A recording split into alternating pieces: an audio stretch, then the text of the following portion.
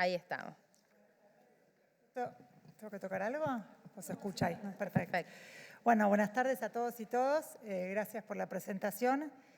Vamos a ir, me parece algo bueno, como pisándonos bastante entre lo que fueron hablando Facu, Marisa y José, porque estamos teniendo muchas acciones interrelacionadas entre la tarea de una y otra dirección. En principio, un poco lo mencionó Marisa al principio, definir básicamente qué es litigio estratégico o cómo lo entendemos nosotros. Desde la mirada de interseccionalidad de los derechos humanos están los temas que tanto el plan de trabajo como el de defensor y defensora acordaron tomar como estratégico, que son estos temas que ya están referenciados acá, ya los mencionaron, pero particularmente la idea es dar una prioridad política de la institución en el abordaje, en el seguimiento y en las miradas. Digo intersección porque son todos temas que están abordados los derechos humanos sin dudas. Nuestro aporte tiene que ver con la especificidad de derechos humanos desde las infancias. Otra línea de trabajo que tenemos es esta intervención que José llamaba de oficio. Particularmente es cuando no somos requeridos, pero frente a cuestiones que tienen cierta trascendencia mediática, contundencia, la Defensoría elige posicionarse y tener una mirada y una postura institucional pública frente a esos temas. Lamentablemente, esto se lo come mucho el tema de violencia institucional, casos de gatillo fácil, casos de muertes en contexto de encierro o niños bajo cuidado del Estado. Esto nos requiere a nosotros, más allá de no ser demandados, una mirada y una intervención particular. Y ahí pusimos cobertura de medios porque lo habrán visto en el informe. El año pasado, lamentablemente, también tuvimos como mucha preocupación y ocupación con respecto a cómo se trataban los derechos humanos de niños, niñas y adolescentes en coberturas mediáticas, cuestión que nos llevó en esto de pensar herramientas artesanales desde reuniones con empresarios, denuncias penales, con mucha discusión interna con respecto a la libertad de prensa, pedidos de informes a ENACOM, incluso pedidos de sanciones específicas en expedientes administrativos. Y después una tercera línea que también la entendemos como de oficio, entiendo que Ceci Gariglia después va a profundizar mucho más, pero es cuando los chicos o chicas traen las propias demandas. Primero porque es el ejercicio más básico del protagonismo que tienen ellos como sujetos políticos, por lo cual la DEFE necesariamente lo toma como agenda y le da entidad. Dentro de estos, acá tenemos medio ambiente, que también se mencionó con respecto a la observación general 26. Tuvimos un pedido particular de un grupo de chicos de Catamarca con respecto a la minera, y ahí la intervención de la DEFE estuvo mucho más vinculada a ejercer el derecho a ser oído y que su opinión sea tenida en cuenta que una cuestión técnica específica que nos excede absolutamente como técnicos biólogos.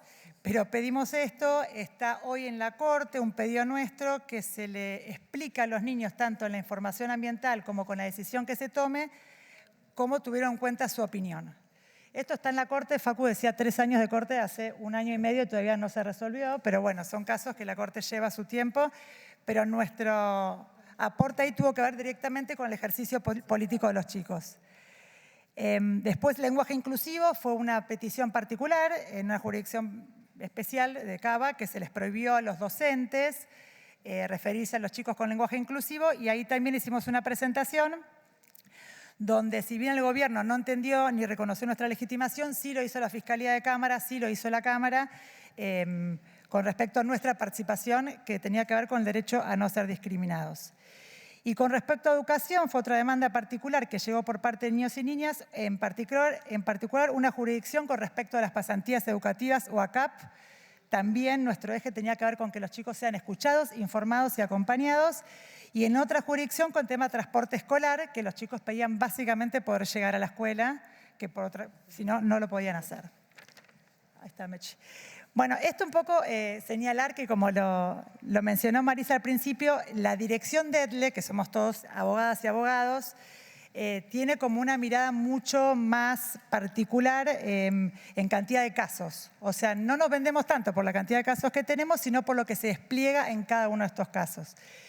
Y a mí acá me parece importante señalar que si nos constituimos como una institución de control de derechos humanos, necesariamente en este armado de respuesta tenemos que involucrar a todos y todas las actores que deberían haber intervenido o que intervinieron de manera irregular. Esto implica un montón de acuerdos políticos, idas y venidas, y siempre decimos que por ahí es mucho más fácil hacer una acción judicial, donde ya está todo escrito y dicho, pero la apuesta tiene que ver a generar acciones de incidencia y exigibilidad que nos trasciendan a nosotras, que puedan ser herramientas de modificación de prácticas reales, y necesariamente lleva mucho más tiempo en el armado porque son un montón de actores con los que hay que acordar permanentemente. Acá un poco, Facu lo mencionó Marisa también, después de 3 años de armarnos interna y externamente como equipo, nuestro interés es poder posicionar a la ADF como un actor relevante en derechos humanos de las infancias, tanto a nivel nacional como internacional. Y digo específico porque hay un montón de organismos, particularmente derechos humanos, pero nuestra apuesta tiene que ver con llevar a esos lugares una mirada particularizada desde la protección especial, el principio de especialidad, en los derechos de los niños. Dentro de las presentaciones internacionales, pues, lo dividimos esquemáticamente para que se entiendan como dictamen por solicitud externa. Esto un poco lo decía José, tiene que ver que cuando Cancillería, ya sea en el sistema interamericano o sistema universal, recibe cualquier petición donde haya un niño o niña involucrada, nos pide a nosotros su opinión acerca de esta petición. Nos sirve por un lado como termómetro de qué es lo que llega al sistema universal y también nos sirve a nosotros porque las peticiones son todas llevadas a cabo por y para adultos.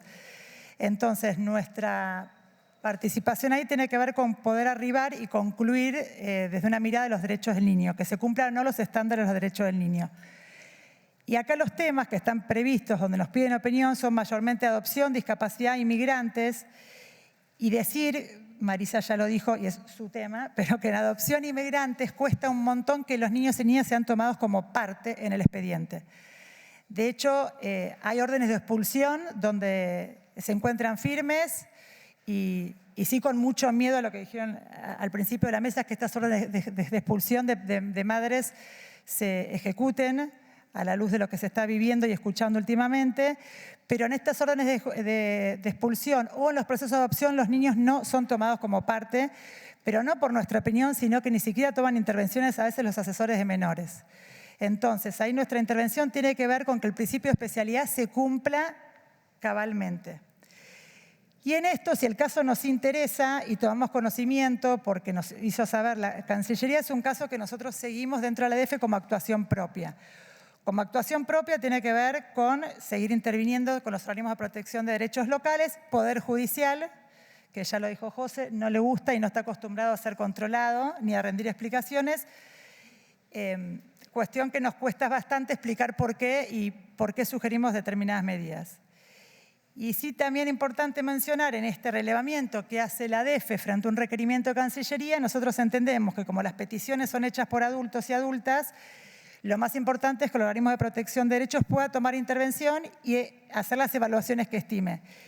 Y a veces nos cuesta bastante que el organismo de protección de derechos lo entienda como parte de su incumbencia. Si está judicializado, si está en el ámbito internacional, ¿por qué deberían ellos mirarlo cuando nosotros entendemos que con esta petición estamos jerarquizando las funciones que tiene? Y después, ya no tanto a requerimientos, sino por iniciativas propias, algo mencionó Facundo, que hicimos el relevamiento de penas altas en el marco de la ejecución de sentencia del caso Mendoza, que ahora lo voy a explicar en detalle porque fue un trabajo bastante, y es un trabajo bastante arduo. El caso del tercer protocolo, que acompañamos a un niño de una provincia el tercer protocolo es un mecanismo que tiene el comité para recibir consultas individuales, consultas particulares de niños o niñas. Acompañamos a un niño que, si bien fue informado en el informe de gestión el año pasado, sigue en trámite, dio estas cosas que parecen que el plazo razonable tampoco se aplica ni en el ámbito internacional. Se le corrió 2 veces traslado al Estado argentino, nos corre en vista a nosotros lo que dice el Estado argentino y en 2 oportunidades pedimos medidas cautelares urgentes porque ya tiene fecha de nuevo juicio a celebrarse en septiembre y recién nos informaron, denegada la medida cautelar, pero lo pongo como ejemplo de una petición individual que insuma un montón de trabajo y que no se corresponde. El chiquito tiene hoy 13 años, lo entrevistamos con la defensora, una entrevista muy dura y ardua. No le pudimos dar una respuesta acabada de que su comunicación había sido receptada, más allá de que le mostramos los escritos y demás, pero bueno, trabajo que sigue en pie y lo seguimos haciendo. Y otra cuestión que hicimos por iniciativa propia fue una presentación ante el Alto Comisionado de Naciones Unidas y el Comité de los Derechos del Niño por la situación de violencia extrema que se presentó en la provincia de Jujuy. Si bien hicimos un montón de acciones particularizadas que están dentro de las cuestiones como las herramientas defensoriales ya señalizadas, hicimos saber porque entendimos que era una situación de gravedad tal que necesitaba de acompañamiento de otros organismos a nivel internacional. Acá con respecto al relevamiento, bueno, todas sabemos que Argentina fue condenada en el año 2013, después de un procedimiento que duró 2002 se inició la demanda en la Comisión Interamericana, 2013 es condenado el Estado argentino. Básicamente prohíbe la imposición de penas perpetuas a personas por delitos cometidos siendo menores de edad, ordena revisar las penas perpetuas que en ese momento se estaban cumpliendo en la Argentina y ordena también, como señalaban previamente, a sancionar una ley penal adecuada con los estándares de derechos humanos. Todavía sigue siendo esto una deuda pendiente para Argentina y con respecto al tema de penas perpetuas, hubo una reacción espasmódica por parte del sistema judicial, se dejaron de aplicar perpetuas, pero se están aplicando penas que a nuestro entender y a los estándares de derechos humanos violentan el principio de especialidad y proporcionalidad. Son penas de más de 10 años, penas de 25 años que están llevándose a cabo en todo el país. Ahora, lo que hicimos, y digo relevamiento y no registro porque todavía estamos relevando y nos cuesta un montón, es un trabajo artesanal. Hicimos un pedido de informes a todas las justicias nacionales, provinciales y federales y todas las agencias del Poder Ejecutivo durante el 2022, pidiendo lo que acá está señalizado, que es tanto delitos por penas que superen los 10 años, los delitos y el control de ejecución de todo esto. Más allá que en la filmina siguiente hay un aproximado de las penas, la conclusión a la que llegamos como preocupación es que no existe hoy un registro nacional que cuente con datos completos, certeros, acabados y sistematizados de las personas que están siendo condenadas con penas altas. Y esto no es solo un déficit informativo, sino que lo que nos preocupa en esto, que lo preguntamos y muy pocas jurisdicciones pudieron contestar, es quién controla la ejecución de estas penas. El principio de especialidad en infancia está vinculado tanto al proceso como a los lugares de detención. Y en muchas jurisdicciones, lamentablemente, al cumplir 18 años, el niño o niña joven es derivado automáticamente a una unidad carcelaria de adultos. Entonces, esta mirada con respecto a dónde y quién está mirando las condenas, no tanto por el monto, que obviamente 20 es un número altísimo, 10, ya tuvimos una discusión con respecto a qué límite poner, hicimos un juego con el tema de la tentativa, que es la pena que deberían tener los niños y niñas, pero ya 10, si uno lo piensa, para un chico de 16 años es un monto altísimo. Ahora, ¿qué hicimos con esto, con lo que nos encontramos? Como acción de exigibilidad de la conclusión arribada, hicimos una presentación en la Corte Suprema, presentación que hoy sigue sin siquiera ser respondida, pidiendo que por favor la base general de datos o quien estimen centralice esta necesidad o este déficit de información y alguien empiece a mirar esta situación de falta de información. Al mismo tiempo presentamos este relevamiento en la Corte Interamericana de Derechos Humanos, lo cual lo recibieron y se le corrió vista al Estado argentino de nuestro relevamiento. Ahí tuvimos como respuesta que se estaba llevando a cabo un proyecto de registro de penas perpetuas en el Ministerio de Justicia. Entendemos que no cumple con lo que estamos pidiendo porque es mucho más amplio que una perpetua. Y seguimos hoy haciendo el relevamiento 2023, ya aprendiendo por ahí de algunas muchas faltas de respuesta, que ahí ven que contestaron solo 14 jurisdicciones. Lo que estamos haciendo es mandando informes a cada juzgado o tribunal de responsabilidad penal juvenil para que nos puedan ir remitiendo respuestas. Y para tener solo una idea, Buenos Aires ya ha informado 50 sentencias superiores a 10 años, no todos los departamentos judiciales, 10 de ellas son de entre 15 y 19 años de prisión y 4 son mayores a 20 años de prisión.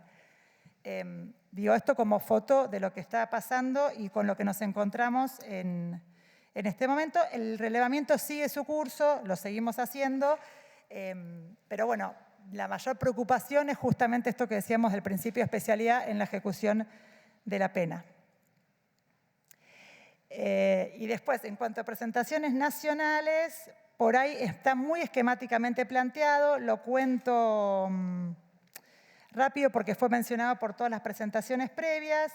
Las acciones judiciales siguen en pie el amparo colectivo y lo seguimos poniendo acá en cada uno de los informes porque es una cuestión que está en seguimiento. Como decía Facundo, recién el viernes el gobierno presentó un plan integral, transversal y multicultural que estamos evaluando. Y también hay personas que están en este momento… Salta, amparo colectivo. Después, como acción judicial, el habeas corpus colectivo correctivo, también de Salta, después lo encontramos en detalles. Querellas, denuncias. Acá figura el amparo por acceso a la información. En una de las jurisdicciones que intentamos tomar conocimiento con las políticas públicas vinculadas al derecho a educación, no nos contestaron, para decirlo de alguna manera, lo que impide que esta Defensoría como organismo de control pueda llevar a cabo las funciones que le caben. Entonces iniciamos un amparo por acceso a la información pública, donde parece raro, pero todavía estamos discutiendo si nosotros podemos o no acceder a esta información cuando es una información que debería ser pública porque está vinculada a políticas públicas. Acá con respecto a los amicus curiae, esto también fue una herramienta que fuimos desarrollando a medida que pasó el tiempo, en esto de encontrar nuestro lugar institucional si no éramos parte, pero cómo podíamos incidir e introducirnos nuestra opinión en los expedientes. Y la verdad que el amicus es una herramienta que usamos bastante porque nos permite tener como una mirada de institución de derechos humanos sin estar abocados en un todo a las partes. La mayoría están vinculados a violencia sexual. Y acá aclarar que la presentación de la DF no está vinculada a evaluar prueba ni a constituir prueba, sino a que todo lo que se haga cumpla con los estándares de los derechos del niño. Para eso nos valen un montón las recomendaciones, la 2, el anexo y la 8, que por ahí a veces lo sentimos como poco, con gusto a poco, cuando uno lee esos expedientes tremendos, pero la verdad que son tomadas en cuenta y fija un piso mínimo que entendemos importante y que se instale como tal. Nos preocupa también, comparto, como decía José, esta cuestión de la interjurisdiccionalidad. Estamos interviniendo en cuestiones muy violentas con respecto a pedidos de detención, privaciones de libertad. Se tiran exhortos como si fuesen bienes ejecutables y estamos hablando de niños y niñas. Entonces se están generando prácticas judiciales bastante violentas que nos preocupa cómo reducir daños directamente en los cuerpos de niños y niñas. Amicus también en ámbitos de violencia institucional, sobre todo en instituciones, y recientemente, esto tampoco está en el informe, pero por ejemplo un defensor nos pidió que acompañemos su petición en la provincia de Buenos Aires con respecto a una medida de privación de libertad de un no punible. Y acá la ADF le sirve, en el buen sentido, para poder posicionarse y para también tener una intervención particular con un caso directamente. Medio ambiente, agrotóxicos y Andalgalá. Ya lo comenté, nuestro pedido de intervención tenía que ver directamente con el protagonismo que ejercen y puedan ejercer los niños y niñas.